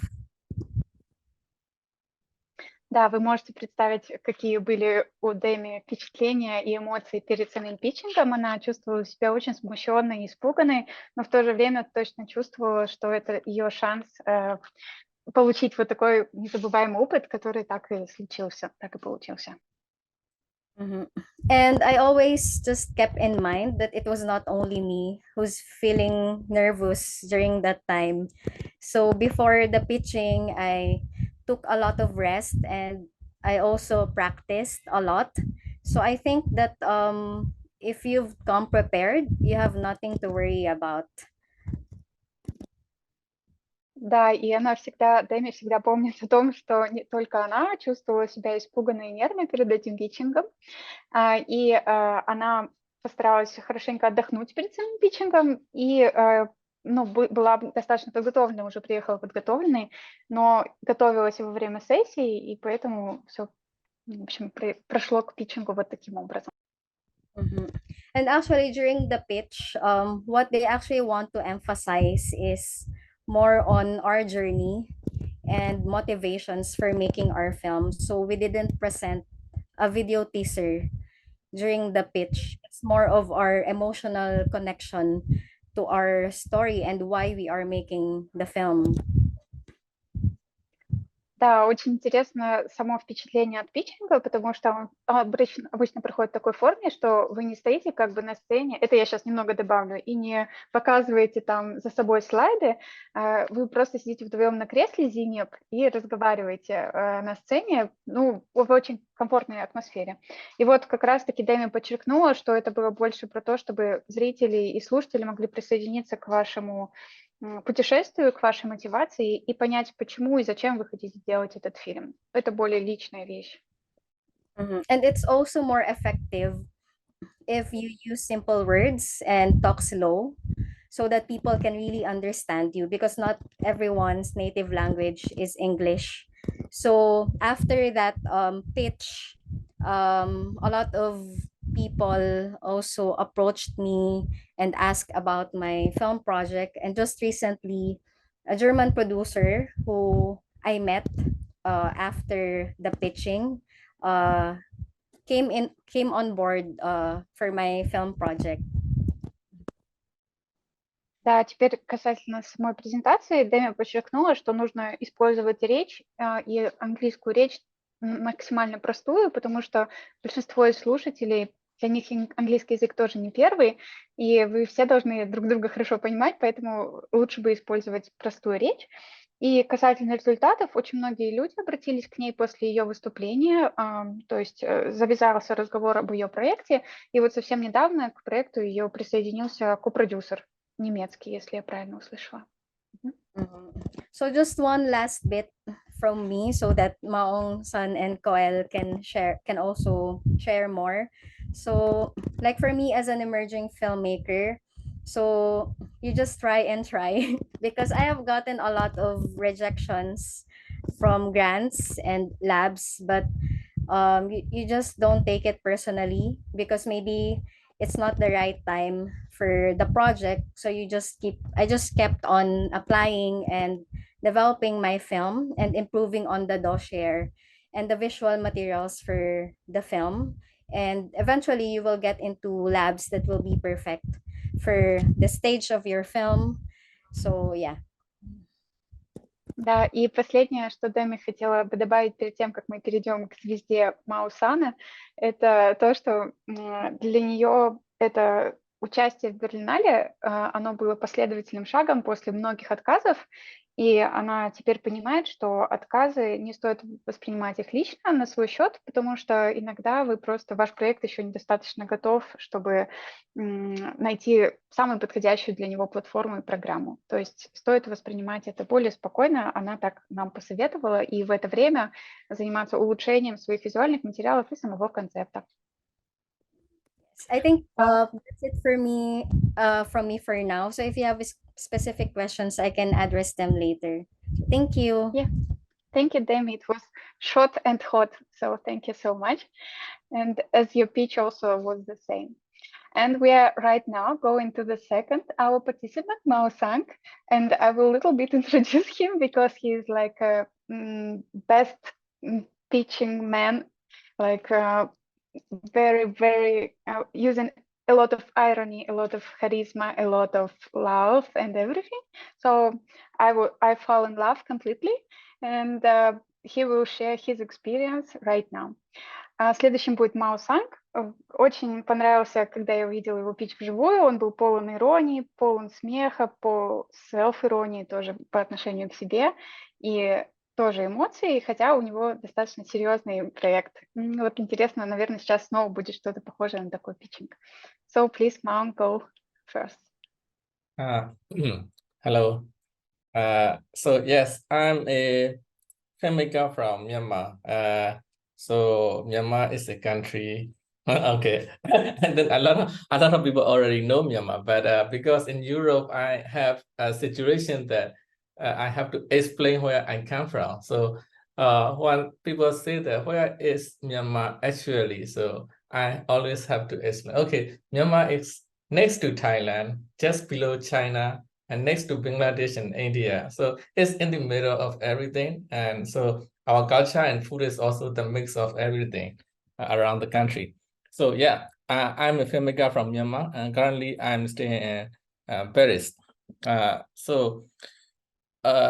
Yeah, you can translate it first. Thank you. Yeah, thank you. В первую очередь, Маун постарался нам рассказать, где же находится Мьянма, потому что очень часто в Европе он сталкивался с тем, что ему приходится объяснять, что это за страна и где она находится, и географическое положение между Китаем, Бангладешем, Таиландом и Индией, соответственно, культуры также смешаны между собой. Вот, я думаю, мы все центральноазиатские страны совершенно точно понимаем этот вайб, когда рассказываем про свою страну тоже. Вот, ну а сейчас Маун находится в Париже. I'm originally I was not a documentary filmmaker, so I was a fiction filmmaker. In 2020, I released my first film, my debut film, in Busan Film Festival, and it was a comedy film. So this I'm making a documentary right now is a very how can I say contradictory situation. I'm talking about a serious project, but at the same time, I think I can because it is mostly about myself. Oh, that's amazing, thank you. Итак, Маун изначально был режиссером игрового кино, и в 2020 году у него была премьера его фильма на Бусанском кинофестивале. Если я не ошибаюсь, он даже, по-моему, получил приз, но, наверное, скромно про это не скажет. Вот, и это была комедия. И сейчас он занимается документальным фильмом, и это документальный проект на серьезную тему, и вот он находится вот в этом противоречивом состоянии, как же про эту серьезную тему рассказывать, оставаясь собой, потому что внутри он все-таки режиссер, который снял прекрасную комедию. So my film was actually released in 2020, which is the year of pandemic. So it makes my film not to be released everywhere. Even in festival selection, I wasn't allowed to go there physically. So I was actually hoping, okay, 2021 to be the better year, like a lot of people say. Let's end 2020 quickly and skip to 2021. And what happened is in 2021, Myanmar has a military coup, which is really, really, really bad. And I think in 2021 also is the same. A lot of people want to skip in Myanmar, like we are skipping 2021. We are in 2022, which is worse than 2021. So maybe a lot of people doesn't hope for a skip to next year anymore, considering all what is happening around the world. So yes, in 2021, so military coup happened, and at that time, suddenly, as a filmmaker, especially a fiction filmmaker, I was suddenly lost because the cinema in Myanmar is almost already dead. So I don't know what I want to do anymore. So so I just pick up my phone and I went out to the street, and then I suddenly feel like, okay, maybe I will start shooting every day a little bit of video, because actually it is, I was trying to give myself a bit of meaning to my existence. So it doesn't have any intention to make a documentary or any noble intention at that time. Okay, thank you for share. I will translate. Итак, Мао поделился своей историей за прошедшие годы, так как его фильм в 2020 году вышел, у него был релиз. И это была пандемия, соответственно, он никуда не смог съездить. И этот фильм, даже если был выбран на фестивалях, он не присутствовал на них лично. Но затем в 2021 году, как вы все знаете, началась гражданская война в Мьянме, и, соответственно, Мао был в состоянии смущения и потерянности, не знал, что именно делать, и надеялись все, так же, как и все люди Мьянмы, что 2022 год принесет какое-то облегчение, но он стал даже еще хуже, чем 2021 год, и ситуация ухудшилась, и, соответственно, для многих людей это появилась острая необходимость покинуть страну, и то же самое случилось и с Мао, он тоже уехал. Вот. И вы понимаете, в какой сложной ситуации он оказался как режиссер игрового кино, и он не мог найти даже значение собственной жизни в этот момент, и он просто начал снимать то, что происходит на улице, находясь у себя в Мьянме. Вот. И таким образом немного нашел смысл, и таким образом как раз-таки и стал снимать вот этот документальный фильм, над которым он сейчас работает, на серьезную тему. So from that time on, skip 6 months later, I was in Paris. Okay, because actually a lot of things happened during those 6 months, not 6 months, actually it was 7 months. So a lot of things happened. A lot of my friends were arrested, including my producer. And also that makes me, as a filmmaker who is shooting every day, who was shooting every day, it made me a kind of indirect target. So and also at the same time, I was selected, my film was selected in a few film festivals, and also my next film project, the Fishing Film Project, was also selected for the script development and residency in France. So I was able to get out of the country. But the thing is that even though I was coming to Paris and actually I'm supposed to develop my script, but the thing is that at that time, I was feeling a lot of things. I was feeling a lot of guilty consciousness, things like, because I'm the survivor. I was the survivor when my friends are in the prison. And also, as a filmmaker, the country is not in a situation where I can shoot film, I can make film. So what I am doing there, so that's the existential crisis I was having. So that makes me think a lot of things about life and myself, and as a meaning as an artist. So think about it. We artists, a lot of artists are making art one in good times, but in bad times, the art we are making, does it really make sense, or does it really contribute to something apart from being propaganda piece? So that's what I'm having at that moment, and I couldn't create anything for a very long time, maybe 6-7 months. Окей, let me translate. Итак, через 6-7 месяцев Маунг оказался в Париже, и в такой ситуации, что множество его друзей и знакомых были арестованы, и самое главное, также был арестован его продюсер. Вы можете представить, какая это была ситуация. В это же время он получает приглашение от нескольких фестивалей, его проект выбирается на фестивале, а также его фильм был выбран на фестивале, а проект был выбран на достаточно престижную резиденцию по написанию сценария. Это стало для него возможностью уехать во Францию, и предполагалось, что он там будет заниматься написанием, да, развивать свой вот фикшн-сценарий. Но когда он приехал, он испытывал большой комплекс разных чувств, многие из которых вы тоже можете себе представить.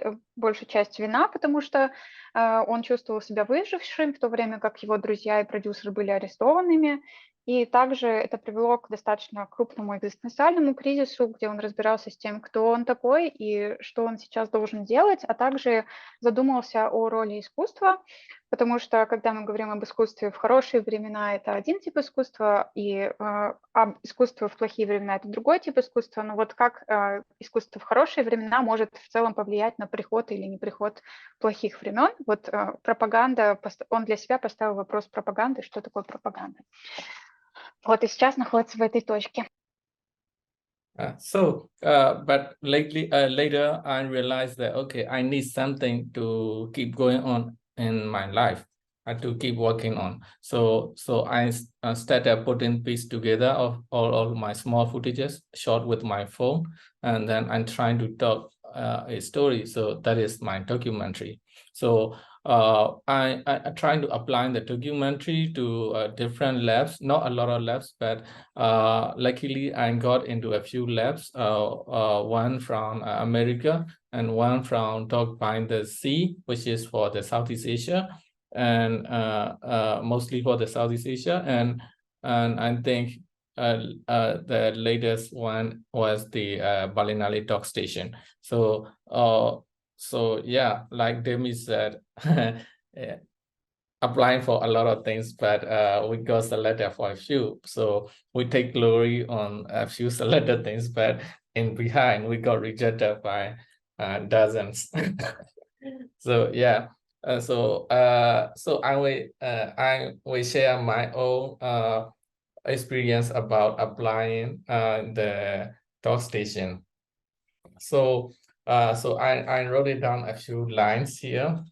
So one most important thing is that we still have 9 more days and it close application, and not only applicable for this Berlinale station, it also applicable for other applications as well. So the first one is don't do it, don't submit it at the last minute, like don't submit it at the September 4, because at the time everybody will be submitting at that time. So the websites, the traffic will be very high and it will be very obviously very slow, and sometimes you cannot even upload your videos or whatever, you cannot do anything. So do it before the deadline.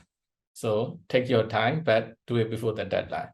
The second thing is the when you answer the question, trying to be sincere about yourself. So you have obviously like the something in your life very important, that is someone you admire, maybe some writers or filmmakers or authors or poet or artists, or maybe even your father or mothers or a high school teacher, whatever. The thing is that be sincere about what you write, because they know, people know, they haven't written a lot of application, maybe thousands over the years, so they know if you are sincere or not. So that's the second advice from my own experience. So it might be different to other people, I don't know, but for my own experience, the third advice is that there is always more rejection. So it's the one I talked about earlier, because I have applied for the, not only for the Berlinale Talents, but their sister project, Talents Tokyo as well. I applied before, or like 5 years, 6 years before, and I got rejected. At that time, I wasn't very experienced in filmmaking, so I took it really, really hard that I suffer for a man. But you don't need to, because normally it takes like a few times for like everybody. Later I learned that like in Asia, to get selected in Tokyo Talent, it takes about generally it takes about 2 or 3 times for each person, so it's normal. So yeah, so that's the selection, that's the advice I want to give. And what else? I think that is, and yeah, if you have questions, maybe we can have some more times after we have the talk with Koel. Thank you, and you can translate it. Thank you. Yeah, thank you. It was 5 pages of notes for me after your whole speech. Thank you so much. So, после того, как Мау оказался в той ситуации, он очень остро почувствовал, что ему нужно что-то делать дальше, что нужно найти для себя какой-то смысл. И он просто смонтировал видео со своего телефона, которое у него было во время того, когда он еще находился в Мьянме. Вот. И вот эти визуалы, первые его визуалы помогли ему пройти на несколько программ. Одна была американская, а вторая – это южноазиатская крупная программа, с которой мы тоже проводили сессию Dogs by the Sea. Вы помните ее? Она в этом году впервые открыла заявки для Центральной Азии. И вот третья программа, на которую он был выбран, это Berlinale Doc Station. Как вы помните, еще раз подчеркну, что это было смонтировано из телефона видео. Вот, и он обратился к Демie и еще раз сказал, что да, он тоже прошел этот путь, когда ты много-много подаешь, и тебе много-много отказывают, но потом однажды ты все-таки получаешь это письмо счастья, и тебя принимают. Для него это тоже важно и заняло большое количество времени понять вот это.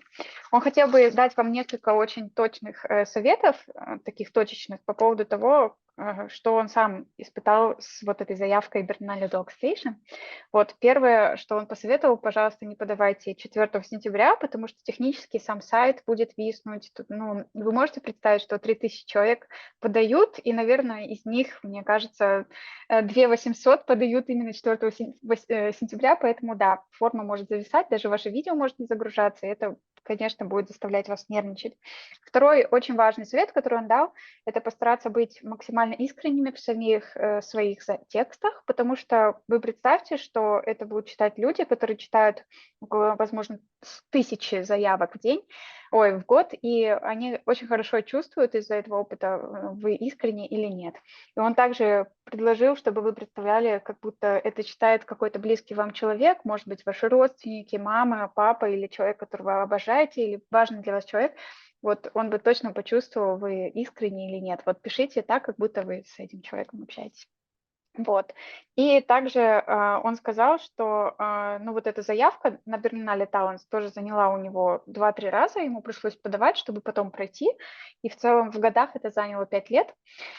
Вот. И какой опыт вы должны были, ну, точнее, какой опыт он сам должен был за это время получить, чтобы, наконец, быть избранными, вот вы можете сами сделать свои выводы. Это если вкратце перевести то, что рассказал нам Maung. So happy that you shared this, because it's also for me like an interesting journey to hear your experience, guys, because I didn't know some details. And thank you so much for sharing. We will come back to questions, and then the next participant will be Koel. And I want to introduce Koel also because first we met Koel 1 year ago, I guess, a little bit less than 1 year at Doc Leipzig co-production market. We were together in an online presentation, and we together with Dana was so excited by the project and the materials that Koel shared. And then it's absolutely like it's logical that you then will be selected for Berlinale Doc Station because Koel has a very high level quality project, and she will talk a little bit more about it herself. Следующее будет Koel. Мы обязательно еще вернемся с вопросами к Демie и Maung. А Koel мы встретили в прошлом году, буквально года еще не прошло, как мы познакомились с Koel во время Doc Leipzig co-production маркета. У нее был прекрасный, очень высокого качества проект, и для нас, Даны, совершенно неудивительно, что затем она стала участницей Doc Station и питчила. Но вы видите, например, разницу, потому что Демie нигде до этого не участвовала, Мау участвовала только с игровыми фильмами, а вот Koel до этого у нее был опыт уже какой-то с документальным фильмом, то есть это совершенно разные проекты с разным экспириенсом за плечами. So Koel, please go. I'm really happy that you are together with us today. Thank you, Christina, for inviting all of us, and lovely to hear Maung and Demie talk after a long time. Good to see you guys.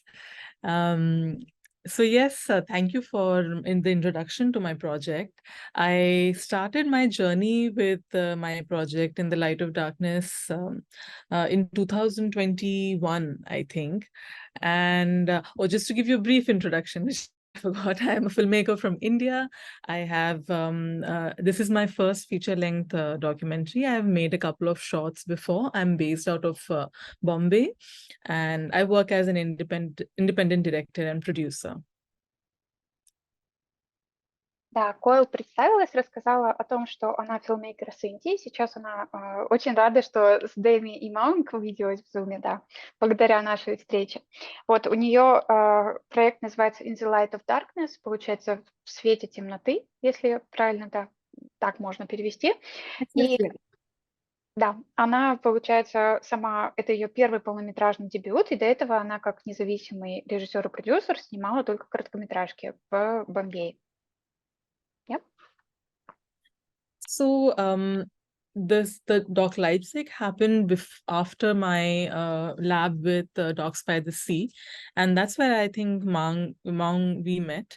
And before that, I was also part of another Asian lab called Doc Edge. So I would say Berlinale Doc Station was my third lab market, and it's something which I just wanted to also, because Demie and Maung Sun have like covered a lot already. So I wanted to give like a larger sort of picture of labs and why one must go for these labs and what is the excitement behind labs, because we are like, oh, running around lab, doc this, that, doc station. But what is really the need, the current need of your project? You really have to know that. So, yeah. Thank you so much, Koel, for this comment. Yeah, I will translate.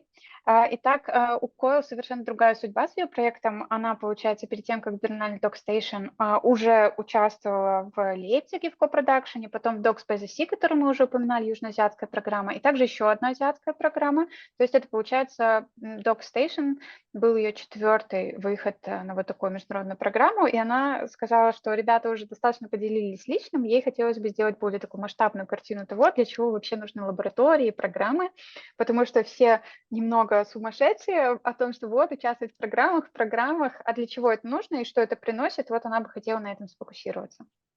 Yep. So for instance, how Zeynep was very much specifying that the stage of your project is very important. So it should not be extremely early in development. It should be somewhere in the middle of development where you've at least shot a fair amount of footage. You have managed to make a decent, presentable trailer with good sound design editing, because they will look at the professional quality of your project. It's really very important for especially a space like Berlinale Doc Station to have good quality of your trailer. So this happens a little later on, not in extremely early stages of like, for instance, of the 3 labs, I made at least 4 pitch videos. So by the time I submitted to Berlinale Talents, this was my 4th trailer. So there were constant revisions, and like with Docs by the Sea, there was another revision. Before that, there was one. So that's very important for everyone to keep knowing that you will have to keep editing, you'll have to keep shooting, and you'll have to keep writing. And all of this parallelly. Yeah, thank you so much. Again, amazing comment. Очень важная стадия. Вот про нее хотела бы Koel подробнее сказать, что это что-то похожее на середину девелопмента, середину предпродакшена, да. Но в то же время, не слишком рано, не слишком поздно, мы это слышали, да, но в то же время у вас должен быть тизер, который профессионально сделан. И она подчеркнула, что это должен быть профессиональное видео, профессиональный звук, профессиональный монтаж. Потому что вы будете конкурировать с ребятами, у которых уже вот это все есть, и вам тоже нужно, чтобы у вас качество, уровень были на высоте. Вот. И она сказала, что так как это была ее 4-я лаборатория на Doc Station, это был ее 4-й питч-видео и 4-й трейлер. То есть важно видеть, что от лаборатории к лаборатории вы работаете над монтажом, над сценарием, над съемками и над своими материалами, то есть writing, то, что вы пишете. That's all. Yeah.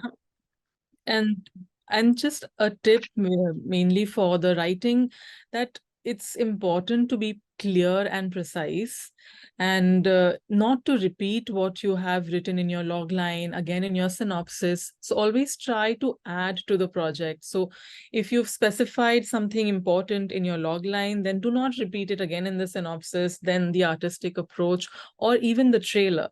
So all of these things combined should not be repetitive. They should give different aspects of the project. Yeah.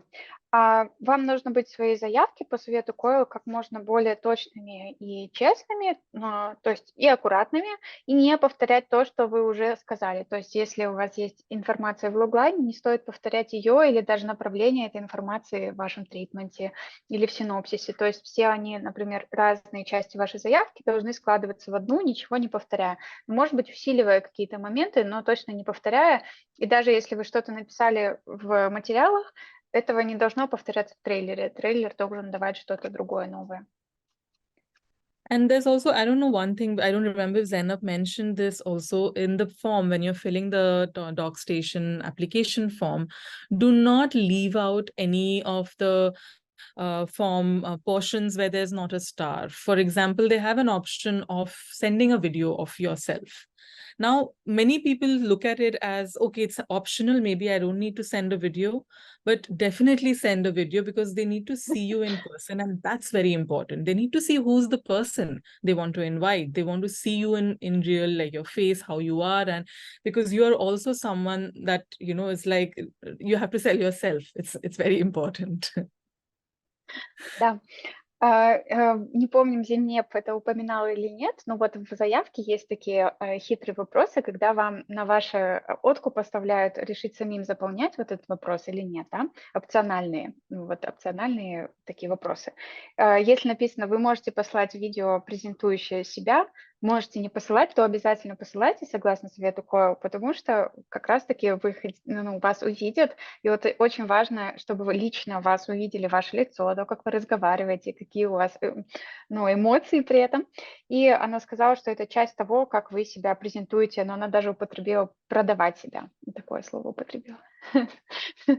Okay, I think that's about it for my inputs, and we can start the questions if they have any. Yeah. And thank you so much, Koel. Она поделилась тем, что хотела сказать, и может теперь послушать ваши вопросы. And dear guys, we have not so many people here, but sorry for this. I need to add that we have in Central Asia right now like Friday evening. So it's the most unbelievable time for the online session, but I'm pretty happy that all the people stayed until the 8 p.m. because it's a party time, and you can imagine how it's important for people who stay here to receive this information and feedback from you. And I want, if someone of you want to ask question, please let me know. Ребята, если кто-то хочет задать вопрос в пятничный вечер, Катерина, и переведите себя тоже, пожалуйста, потом. Hey everyone, thank you so much for your, I don't know, like inside information. It sounds like really interesting. I think there was something new for me out of speech of the beginning of our dialogue, but also some of you also repeated now. Okay, don't repeat the body of application and the text of our treatment. And I was like, okay, but the treatment also has some classical structure. We always start either treatment. We start with logline, with a longer synopsis, and then probably visual, audio-visual concept. As I see now, it all goes to application in a shorter version. So what was in your treatment then? Переведи себя, пожалуйста, Катя. Да, сегодня вот мы когда разговаривали еще в начале разбора, говорили о том, что, значит, стараться не повторять. Аппликация у Berlinale Lab огромная, Doc Lab, и в конце нее идет опция добавить PDF с тритментом проекта, который, в принципе, состоит из тех же позиций, из которых построена аппликация. И несколько раз прозвучала фраза «не повторяйтесь». В общем, ну, вот здесь мне интересно, как выглядела тогда заявка у ребят. So, Yes, who would please. like to start with this answer? Who feel that they... Okay, Koel. I can, because I spoke about this, so I thought I can just add to it. So in many different platforms, many forms are differently formatted. So in some forms, you will have treatment, but in another form, you will have artistic approach. Now, these two will overlap a little because sometimes you expand your synopsis definitely in the treatment. And it's so just these are things which you also try and learn. Okay, so don't go by a given what I'm saying, but it's something like from what I have learned, logline should be precise 1 line or 2 lines, just giving a very quick, one-liner of your project. Synopsis, depending on large or short, will be either expanded, and it can, of course, be slightly repetitive, but repetition doesn't mean you just say the same sentence again in the longer versions. You can add something more from the script or from your, concept. Like research experience. Yes, see, it's a space given to you to express information. So the more you add to the information is important, not repeat. is what I meant. I don't know if I'm clear. Try to translate. I think so. I think so. Yeah. Thank you so much. Okay. Да, очень часто в разных заявках, я переведу Koel, случается так, что задают вам вопросы, которые, по сути, касаются одного и того же вашего проекта, но они по-разному называются. То есть вы можете встретить запрос на artistic approach или treatment, и, может быть, это будет director statement, director's note, и, по сути, от вас будут ждать просто объяснения вашего проекта. Вот, и, например, про логлайн и синопсис подчеркнула Koel, что логлайн должен быть коротким и очень внятным, одна-две строчки, которые будут бить точно в цель. Но вот в синопсисе не нужно развивать, например, ту же мысль, которую вы выразили в логлайне, а вы можете что-то добавить другое из вашего сценария или из вашего тритмента. Ну, в общем, постараться сделать объемным этот ваш текст со всех сторон, чтобы проект тоже был объемным. So, do we have any other questions for our dear guests? Да, go. Yeah, I do have one, and it's like really based on application, because I finally went to the bottom of it, and the last question was a little bit surprised me. It was the question about sustainability. It's like about the way to build your and to shoot and to build your project regarding the idea and concept of sustainability. And I think I just like, yeah, it just something new for me, and also really not clear how to connect my project and our production here and that idea. Is there any comment on that? Да, пока вот будут думать, кто будет ответить, тоже коротко переведи, пожалуйста. Yeah, I can just even drop the text of that. Плюс числа. Yeah, sorry. Listener, no, if I don't find the exact text. Мой вопрос был тоже по телу заявки. Там последний вопрос в заявке касается устойчивости производства и съемки, и развития проекта. Я прям немножко потерялась в контексте того, что какая информация вообще ожидается от меня здесь, в этом месте. Yeah. So, guys, did you answer this tricky question in your application about sustainability? Do you have any sustainability? Which question is it? I couldn't find it. Yeah, I will find it's definitely inside of the body of application, but there is a two pockets like general. I'll try.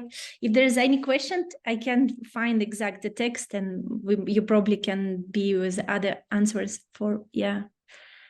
I will copy paste to the chat. You have to worry so much about this particular question. It's not so important. Does it have a compulsory star? I think so. Because I do remember answering it, and it's basically how you can be economical. You're not going to waste resources like plastic. How do you manage plastic, water? Like if you have a shoot, then how do you save the environment? That is what sustainability means, because also Germany and Berlin are high on recycling, sustainability, and things like that. So they just want to see how conscious you are. Mm-hmm. Yeah, but that's what put me in the corner. I mean, producing film in Kazakhstan, it's like always such a big deal. You just do whatever you can, and then you try to do your best. And then I don't know, like, does it really sounds like that much of sustainability, and what does it mean, and so on? Don't worry, you're not promising in the court of law and taking an oath. It's just a form. Okay. Yeah, and maybe, of course, you can do some research, and maybe that's something, what you said, maybe that's something that you can say, like you can write in your application that you're also interested to know, like, how are you gonna make your film socially sustainable. So I guess it's also being honest on what you wanna learn more in making your film. I think it is in the maybe Doc Station in the production side of the question. I think sustainability. Yeah, I don't remember how I answered that, but I don't know, because I think my carbon footprint is pretty small because I haven't shooted with mobile phone. Yeah, I So, mean, for me, it was a 3-member crew. Like, that's all. I have a very small crew. yeah.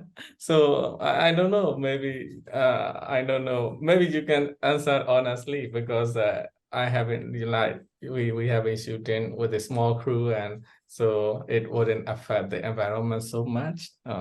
Or yeah, something like that. Or we drink water from tap water or something. Yeah.